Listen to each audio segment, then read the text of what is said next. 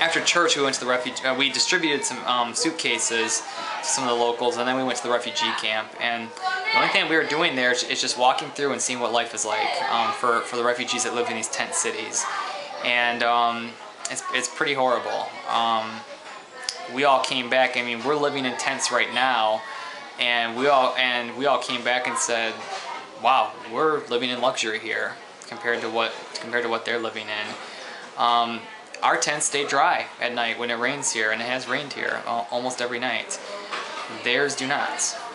Our tents have like a tarp on the floor.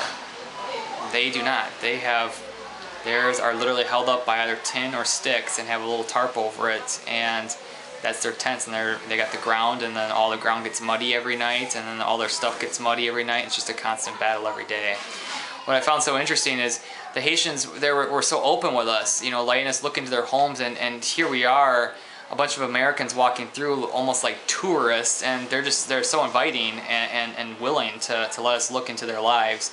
Immediately once you enter the refugee camp, there's just tons of kids that just cling on to you, and right when you leave, they know right when to let go of you and how to get back to mom and dad. But you know, it just was absolutely devastating to see what some of these people live in. We saw one man's tent that had a hole in the top, and literally you go inside and you're looking up at the stars. And he obviously gets soaked every night, you know, as they all do, but his is, you know, even worse and probably getting flooded.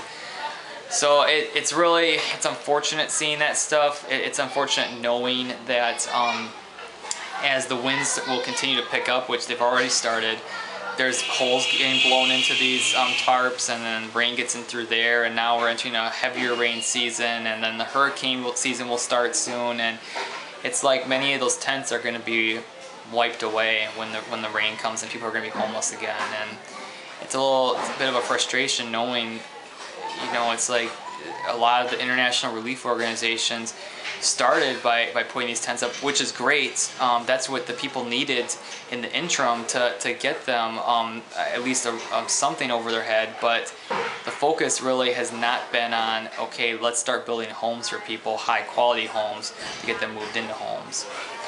We had a little bit more of an education about that today. We actually went to Fauché, which is one of Mission E4 has another school there, and a church, and that they partner with, but the school they operate. And we ran a clinic there under this tree. It's called a pricker tree because it literally grows these like prickly brambles, but none of us really pricked us. But it was a gorgeous area. Fauché is like right on the ocean.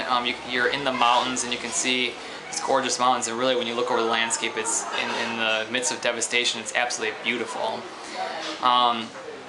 What we saw though when we went to Fauché, we started to see Mission E4's progress that they've made with some stuff, and in the stark contrast of what some organizations have built and what Mission E4, a small grassroots local organization who knows the people, who partners with the people, what they can do.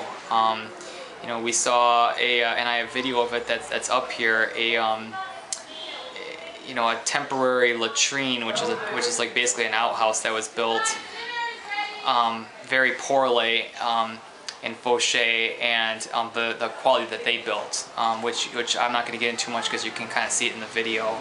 But basically, it's much higher quality. The other thing that we found out was for only $1,500, a high-quality, hurricane-proof, earthquake-proof home can be built here with high-quality concrete, rebar, all that stuff.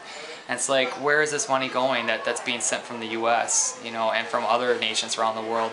It's like so many people, if not all people, where the money has been sent here could have homes, you know, or at least having homes built right now. So it was a little hard to see that. The clinic itself, we saw the same kind of problems. We did see one girl with AIDS today, and that was really hard to see. She was only 9. She got it from her parents. Her parents are both dead, and she had just sores all over her body. All of her legs, arms, butt, everything you can imagine. And Scott said he's seen it even worse before, and she's been treated so many times and it keeps coming back, and it's just a downward spiral. So that was very tough to see. We treated her wounds, but that was just it was tough to see that, you know, what AIDS can do. So anyway, I'm gonna wrap this up now. Dinner is actually being served, so I'm gonna go wash my hands and eat whatever Madame Basile has prepared for us tonight. But that's kind of the update for the past 2 days here. Tomorrow's our last day in the orphanage, and then we head to the into the villa, Mission U4's guest house on Sunday, and then we'll be flying out Monday out of Port-au-Prince. So our trip is starting to really come to a close here. It's amazing how fast the time has gone. All right, thanks everybody.